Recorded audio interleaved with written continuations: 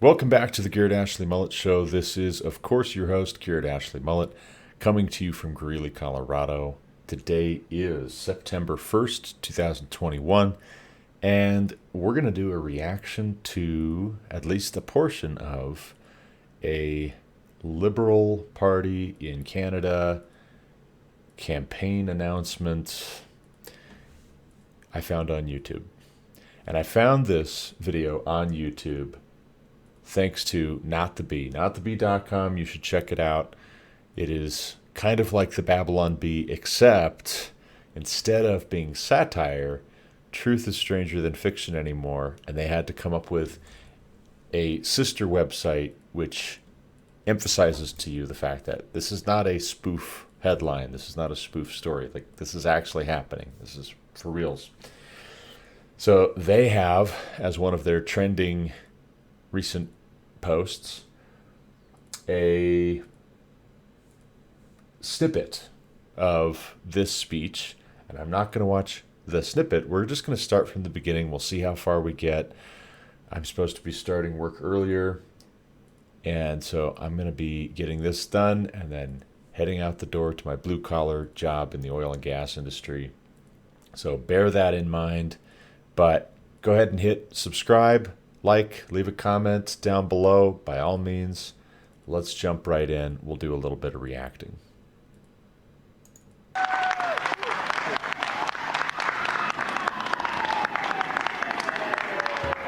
Bonjour tout le monde. Thank you, Brian. It's great to be here with you, with Bardish, with Raj, Lloyd, Tim, and Valerie, a Liberal team that's ready to keep moving forward. I also want to take a moment to recognize Chrystia Freeland, who's with us here today. As Deputy Prime Minister and Canada's first woman Finance Minister, you've rolled out historic measures to rebuild our economy, support workers, and step up for families, all while fighting climate change. As Paul was telling me earlier... Okay, hold on a second. What's going on with sirens in the back? These are some questions that need answered. What's going on with the sirens in the back, the horns, the honking? I have a suspicion, and I could be wrong, and don't everybody who loves Trudeau, who must be all 5 people, I would imagine, especially in Canada, maybe 5 people. His mother, I don't know. Wife, there's 2. But on some of the other reaction videos that I've done where I'm just getting into this, some of the people who don't like my reaction get on there and they comment and they say, "Did you actually watch the whole thing before you reacted?" No, I think you're missing the point of this being a reaction video, actually.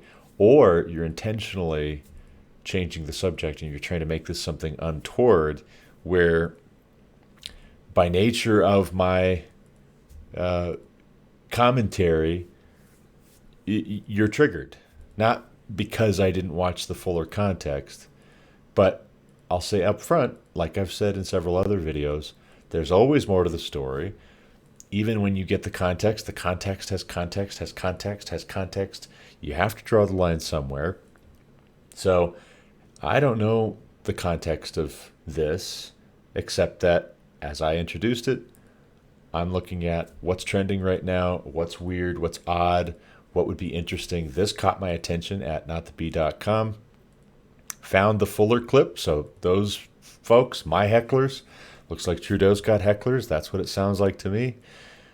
My hecklers should be very happy that I've got the longer, fuller context video here to pull from. Surely, though, as I said, they can say, well, there's context to the context. Did you check that? And the context to the context to the context. Did you check that? But just an odd thing. It's an odd thing. Here he is. He's trumpeting climate change initiatives in the midst of lockdowns for Canada and a lot of folks in the energy sector being targeted in their jobs, in their careers. Trudeau and the Liberals in Canada wanting to put the kibosh to the production of energy from what I've heard from people I've worked with who were in the Canadian oil and gas industry, it's a lot like America, where rural Canada is conservative, socially, politically, fiscally. Big city Canada votes for guys like Trudeau, and then those people have no idea where their food comes from. They have no idea where the gasoline that goes in their vehicle to get them from point A to point B, they don't know where that gasoline comes from. They don't care. They don't want to know. All they want to know is whatever the news media tells them, whatever the pretty face, politician or not a politician, tells them. And if the politician tells them, hey, we got to stop all this oil and gas production, they're like, okay. So let's let Canadian Prime Minister Trudeau continue. Also, the elbow bump was weird, but let's let him go on. Earlier, if he wanted to get things done, he turned to his wife Rana to get a lot of the hard work done on transforming their business here to be greener. And I am so proud to lean on you, Christia, as an extraordinary woman leader to move us forward into the future as we need to be. So thank you, Paul and Emily and Rana, for being here today. Okay, another comment. There's a part of me, being a polite person, as I try to be, respectful, some would say pretentiously so, but trying to go out of my way to treat people with respect. There's a big part of me that's like, I wouldn't do this. I wouldn't show up at an event where somebody I dislike and profoundly disagree with on the fundamental things is speaking and try to disrupt his giving a press conference. I wouldn't show up and start honking my horn and booing and all that kind of stuff. And so why are these folks? The flip side is, by the nature of the dishonesty that the political class and the mainstream media establishment types pull off and have pulled off for decades, there's a worse kind of disruption, in that we have an ostensibly representative form of government, at least in the United States of America. Canada's a bit different. They're their own animal. I realize that. But even in Canada, they have elections. This guy's an elected official. So you would think that when the media covers things and when the politician gets up and is going to say, hey, here's what's happening, here's what's going on, that you're going to have a balanced treatment of sorts. And yet what we find is, very often, especially in recent years, all the more egregiously in recent years, you have a one-sided story that gets presented, and the folks who are just pleasantly, comfortably numb in their lived experience of going to work, getting together with friends after work, going to a concert, going to the bar, hanging out, watching movies, just living their best life right now in the cities, they get their flow of information from the mainstream media. The mainstream media has an agenda. They have a consensus.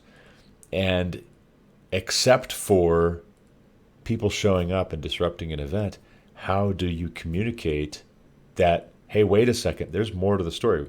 We folks out in these rural areas, these flyover country areas, are being misrepresented. We're being stereotyped. We're being caricatured.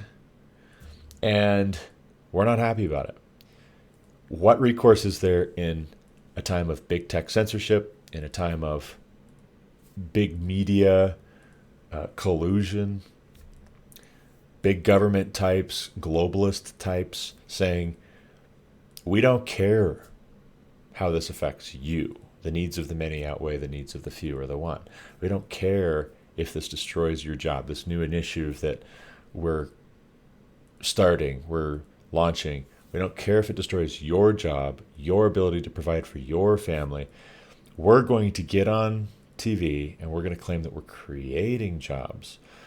And we'll rely on friendly people in the media to cover for us, to carry water for us. Let's talk about the jobs we're creating by promoting or requiring via legislative fiat renewable energies, and will not mention all the jobs we're destroying.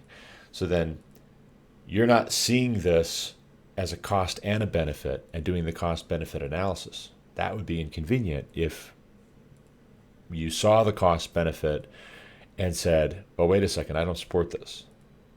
Vote the bum out, right? Recall this guy, recall this joker. Nah, that would be inconvenient.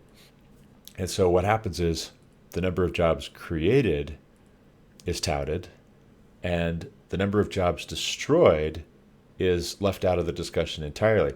So again, these folks that are disrupting Trudeau's speaking event, what recourse do they have? A lot of them. If they feel like they're being silenced at every turn, they take to social media, they get shadow banned, suspended, censored. They're not going to be invited on equal airtime with Justin Trudeau. They're not going to be given a fair shake in the way things are reported and the way stories are reported by your mainstream press. What else are they going to do? That said, it's impressive how cool, calm, and composed Trudeau is staying, even as all these people are trying to disrupt his event. I don't know if I could do it, but it's almost like he can't hear them. Paul, you actually told me that when your daughter Emily was born, you thought about the kind of world you wanted for her. Clean air, good jobs, a bright future. So you stepped up to help make that happen. You cut your company's emissions by more than 3/4, all while hiring more workers. Paul. Now, what often gets missed in stories like this is that it's a little complicated.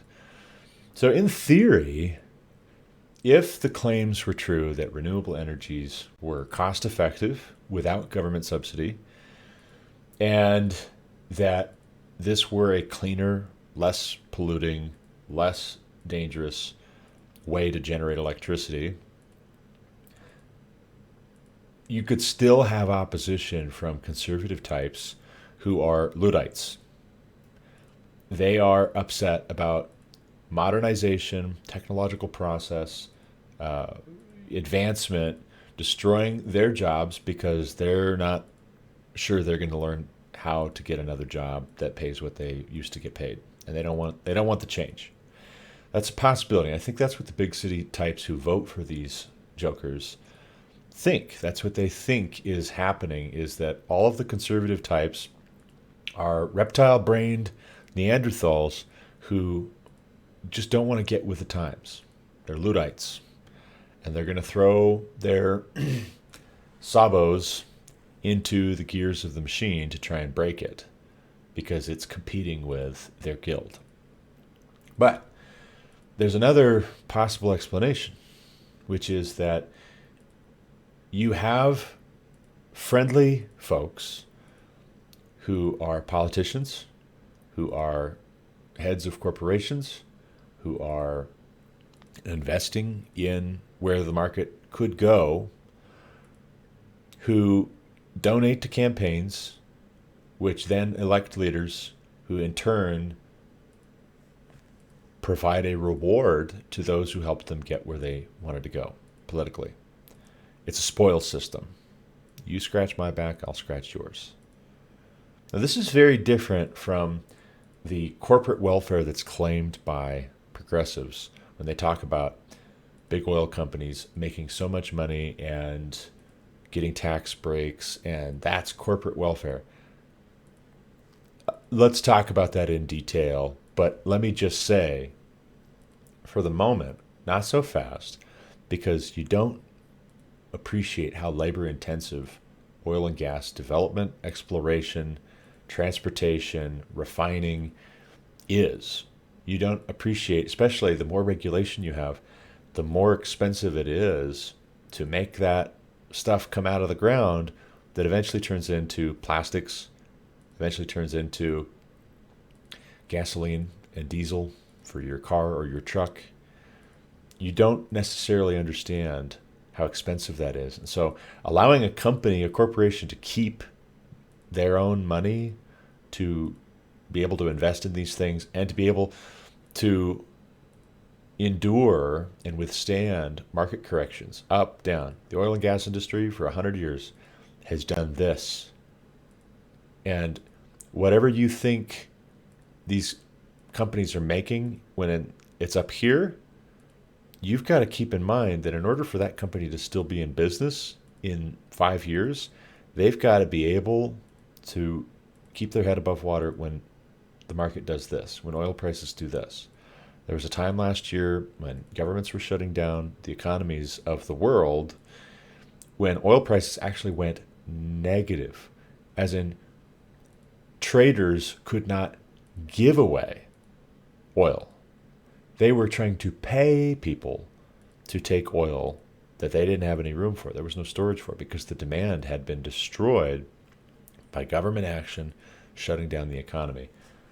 Let's get back to Trudeau, but let me just say, it's a little bit more complicated than, hey, Robert here wanted a better future, brighter future, cleaner future for his daughter or for his son, and he made it happen. Okay, well, yeah, but what about Billy Bob's son and daughter? What about Jimbo's son and daughter? What about the sons and daughters of the blue-collar types who don't have the connections that these guys do, who don't have the in with Justin Trudeau that these other guys do? What about their sons and daughters? What about their bright future now that you've just destroyed their job and thrown them out of work? Now they're laid off. Now they're at home, and they don't have any of your super clean, high-tech, even more jobs that you're talking about, because this is not a one-to-one. You're not necessarily creating these jobs in all the same places that you're destroying the other jobs. Do these new jobs pay what the other jobs used to pay? Because is it more expensive to actually invest in this infrastructure, in the wind, in the solar, in the et cetera, et cetera? Let's get back to Trudeau. You know what it means to lead on both climate and jobs. And today, I'm here to talk about how we'll keep leading right alongside you. Mes amis, quand on a formé le gouvernement il y a 6 ans, le Canada n'avait pas de plan climatique. Il y avait de plus en plus de pollution. Et le gouvernement conservateur précédent était resté les bras croisés, alors que les travailleurs étaient laissés pour compte dans une économie mondiale en pleine évolution. That was in full evolution. We knew that we did have to do better. So we took forward. We established a price to pollution across the country. We've invested in the green plan. I'm thinking of the workers I've met in Lion Electric or at the steel company that now have a stable job for years to come. Yeah. Creative destruction. There's something to that. Adam Smith talks about it in Wealth of Nations. Don't only look at the cost. We have to look at the benefits as well. Sometimes a hurricane blowing through an area means that when you build again, you can learn from the disaster and build back better than before. Now, that's with an act of God, and when this is an act of a politician who has donors, who has interests across the pond, who has friends in other countries who may have a vested interest in him making the policy decisions that he is, or not making the policy decisions that he isn't.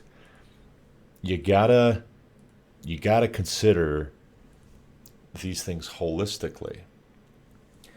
So what they're talking about there, assigning a cost to pollution, that's not new. That's a deceptive talking point, I would bet you. And I'm not an expert on Canadian politics, but I'm from eastern Montana. And for 9 years, I've worked in oil and gas. And for most of those 9 years, 7 of those 9 years, I worked in Montana and North Dakota. And I worked with a lot of Canadians who, because of Trudeau, couldn't get work, stable work, profitable work in Canada. And so they were having to travel back and forth on rotation to North Dakota and work in America because that's where their skill set was. That's where their experience is. What do you say to somebody who has 10, 15 years of experience in oil and gas, and now you're going to say, well, there's another job over here. Okay, yes, there's another job at McDonald's, but does it pay something that rewards me for the 10 to 15 years experience that I've built up in oil and gas? Those are important questions that guys like Trudeau, pretty boys like Trudeau, never have to answer because the media is not going to ask them those kinds of questions. I'm sorry, they're just not. And instead, they get away with saying in French, le petit derrière, saying in French that we're going to put a cost on pollution. There's been a cost on pollution from day one. For 100 years, in America at least, we've been working to reduce pollution, and pollution is actually very, very low. If you're worried about pollution, don't tell me that you're destroying the carbon economy of Canada and the United States. You're destroying our capacity to produce our own energy. And meanwhile, at least in America, Joe Biden is asking OPEC to up their production, to produce more oil, even as he's trying to put the kibosh to American oil and gas production. We're going to ask countries with laxer regulations, laxer safety protocols, laxer environmental policies. We're going to ask those countries to produce more and then transport that more across the ocean to us. Explain that to me as being this benefit. If anything, liberals, progressives should be up in arms at the thought that we're having other countries with less stringent requirements produce this stuff. If the goal is fighting a global climate or pollution problem, it makes no sense to just shift this production over to a country with lower standards. It makes less sense than produce it here, transport the domestic energy production as short a span as possible. That'll bring costs down. It'll also reduce the risk of unnecessary spillage, and you're creating jobs right here at home. What's more wasteful? People not making enough money to make ends meet and having all of this extra because they're buying things that are too cheap to do the job that they need them to do. And so they're having to buy more and more of those things, which produces more and more waste. Or people have good, high quality jobs, which allow them to make nice, fat incomes, which allow them to buy actually good quality goods and services right the first time. The pretty face on the TV screen with the friendly media is not your friend. He's not your friend. Let's just say that. Believe it or not, the folks like me who go out and we work for a living, we get our hands dirty for a living, believe it or not, we're your friends. So, I'm going to leave it there. Speaking of going out and getting hands dirty, I got to go to work. As always, thank you for listening. If you think I missed something, if you watch the rest of this, and there's a whole lot more context that I'm missing out on, by all means, argue the point in the comments down below. I think I'm a pretty reasonable person. If you show me something, prove something to me, I'm open-minded. I'm willing to listen to your case and talk about it back and forth. I love a good discussion. I love a good debate. As long as it's civil, keep it civil. Be respectful. Those are some of my thoughts. I'd love to hear yours. But if you like this video, you want to see more of this kind of commentary and reaction, hit like on this video, hit subscribe, hit the little bell so that you actually get notifications when I produce new content, new reaction videos. My name's Garrett Ashley Mullet. I want to talk about everything. As always, thank you for listening, and until next time, God bless.